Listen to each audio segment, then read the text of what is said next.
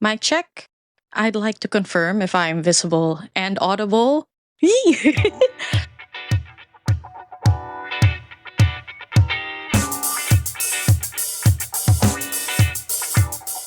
Welcome to another episode of Debatable with your host, Nina.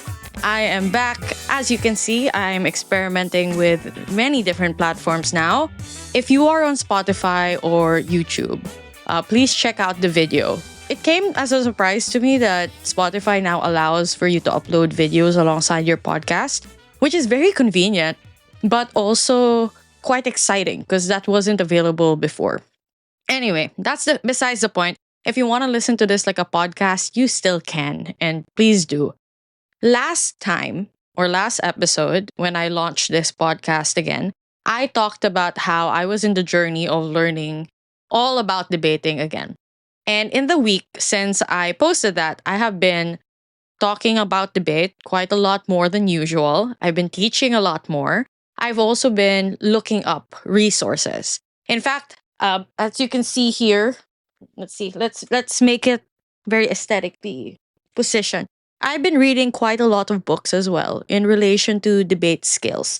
And on my Kindle, I'm not sure if you can see it, it's Good Arguments by Boseo. It's more of a like his personal story, but it does have a lot of really good insights about debate.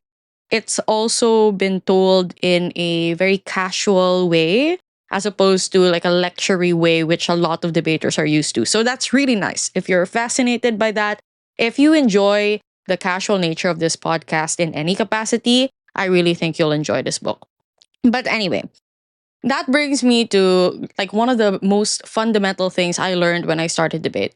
And that is the fact that debates are really just flowcharts. Debates are about finding the best path towards the victory. So try to think of it like this. There is the topic which both teams will start on. There is also common goals. If you're a little bit more advanced in debate, you will recognize that these common goals are usually clashes, right? And the debate is about who can illustrate the best path going to that certain solution. And if you imagine debates in this way, you'll realize a lot of things start making sense. Rebuttals are just a way for you to derail someone from being able to build their particular logic path. It also means that if you want to reframe a debate, for example, you're trying to move it away from their initial path. Think of it like Waze. If you have a destination, it will constantly reroute you based on other factors. If there is a traffic jam, if there is a faster route, if traffic and other circumstances get in the way, it will reroute you. In debate, your goal is to prove that your path is always going to be the most efficient. When you start thinking about it like that, even the way that you engage with conversations, how efficient you are in proving your point, being able to explain enough but not too much, it will all start to make sense. I will probably talk about this in more detail in future episodes, but it also, for instance, helps you generate arguments. You know how right now there's like a common discussion about like going horizontal or going vertical. If you use the flowchart metaphor, it does make sense. Going horizontal just means that you are finding new things to talk about, new paths, basically. But I have a lisp, okay? It's hard to say the words. You're basically trying to find a new route to get to your particular outcome, or maybe even a new destination altogether that you think is also worth exploring. If you're going vertical, that just means you are building that path to be clearer. It might look like you are drawing a map and you're trying to show that you have the most detailed information and therefore you should be trusted by the judge. So when I started seeing debates like this, and like to be fair, I've always seen debates in this way. I'm a very flowchart style debater. It's worth finding out how your brain thinks, by the way. In my case, it's really just flowcharts. That's why a lot of these books have been very helpful. So there's a chapter here, actually chapter 1 of this book, Already a Goldman. In Boseo's book, he talks about how knowing what the topic is, which is the most fundamental thing, is gonna give you a more clear path to victory. I'm gonna try to look for it, but based on a topic, you don't always have to defend every single thing. So, for instance, the topic here was developing countries should prioritize environmental sustainability over economic development. And when you think about it like that, there are multiple areas that you can attack. You can talk about why it has to be developing countries, or you can talk about what it means to prioritize. You can discuss the difference of sustainability and development and how that might contradict each other. So, by being able to read emotion properly, you can identify the paths a lot better as well. Again, I will go into more detail in the future, but it's just fascinating to see debates in that way. I have also gone a little insane the past few weeks. If you're one of my students, you probably already know like the very robust flowchart I've made, mostly for myself to kind of explain to me how debates work and my ideal debate and how I personally visualize it. Of course, this method might not work for you, but it is worth understanding that a lot of people view debates in that way, including myself. And I think if you start seeing it as a game of building a map and trying to make a clearer roadmap, you can actually start enjoying it. Maybe you'll start visualizing it. Maybe you can finally understand what you are doing. Not that you don't understand, I'm mostly talking to myself. There was a big chunk in my debate career where I didn't know what I was doing at all. So that was fun and interesting. I've also started reading this book called Lateral by Edward de Bono. Lateral thinking, literally, one, the book covers in theme with debatable. So I really appreciate that. Thank you, Edward de Bono, or whoever published this version of it. It's also mostly about horizontal thinking. So, lateral thinking means trying to explore different angles to find a different way of viewing a solution. Everyone in society, and I think even right now in debating, there seems to be an obsession of making the most perfect argument. That's not always the case. In fact, we can see some meta strategies now in debate that kind of try to implement this lateral thinking or horizontal thinking.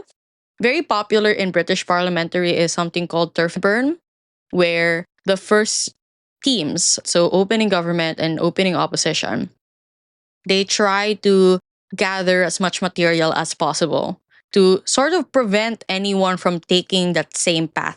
So if this is the topic, right, they are trying to steal as many of the first layer arguments so that every time someone tries to build on their path, they can claim it as theirs. Is this a fine strategy? That's up for discussion and up for debate. Personally, I think even if you claim as many arguments from the start, if you're not able to really show how it brings you to the end game or conclusion, then you've just kind of claimed the first pit stop and didn't really do much of the legwork. So that's fascinating. I've been enjoying this book in particular because it gives you exercises on how to view situations differently. I've even like highlighted a bunch of things and written notes on it already. If I have time, I might dissect this a little bit more. Do I recommend this book? If you are a teacher and you have time for more technical discussions, then maybe. The last two books I've been reading are Proust and the Squid, The Story and Science of the Reading Brain. This is by Marianne Wolf. This is less related to debate. This is more about the word economy for me. This is also great matter in terms of just understanding how language has evolved. I see debate as a really big language game. I think a lot of debates, and I mean like in general, not just debate as a sport, a lot of conversations and discourse revolve around the use of language. Misunderstandings are often because we allocate a different meaning to certain words. So, understanding the story and science of the reading brain and how we interpret different things, this is not just about reading. The ending kind of links back to reading, but if you're fascinated with language in general, this also talks about how your brain processes information. For me, this is more like a meta book. I'm reading it so that I can understand how to utilize language better. Have I finished it? No, I think I'm like halfway through. I'm not the best at reading really fast. I read a lot of different books. Like right now, I'm juggling four. So I'm not the master of efficiency, but I do pick up what I want. And generally, I think people should be comfortable with like jumping between books. I used to have this really big fear that if I don't finish this book, I'm not allowed to read my next book. And then I just don't read anymore for years. So I've gotten, better at that. I'm trying not to be too perfectionist about it. This last book, right, is called Framers. This is the subtitle here is Human Advantage in an Age of Technology and Turmoil. I picked it up honestly because it's about framing the situation. So, very debate, yeah, but it's also about making mental models, understanding how the brain links ideas together. So, notice a lot of the things I'm reading now are not teaching me how to be better at the more like debate side of debate. I'm going all the way back to the root. I'm trying to understand how does the brain work? How can I understand debating better and simpler so that everything else I do later becomes easier for me to pick up? This is mostly review for me. The reason I'm going through it again is I'm rusty, like I said. But two, I think because I've had a lot of experience in coaching now, I might be in a better position to translate all of what I'm reading into more debate specific thoughts. So, this episode is mostly just to introduce that concept to you. The concept that there is a mental model in how you can approach debate. What that mental model looks like, we're going to discuss more in the future. But for now, that's it. I just set up a this is a very crude setup. So my mic isn't attached to anything, it's dangling by my cabinet. My camera is literally standing on some box right now. My setup is not in its ideal. It's also in the middle of the night, so the lighting is really bad. But I just really wanted to churn this out because I think that there's something important that I want to say. It's not important for you necessarily. It's just important for me that I get it out. So I'm happy already. I'll make it up to you with a more detailed explanation of things in the next episode. So thank you for listening. I'll see you in the next one. Bye bye.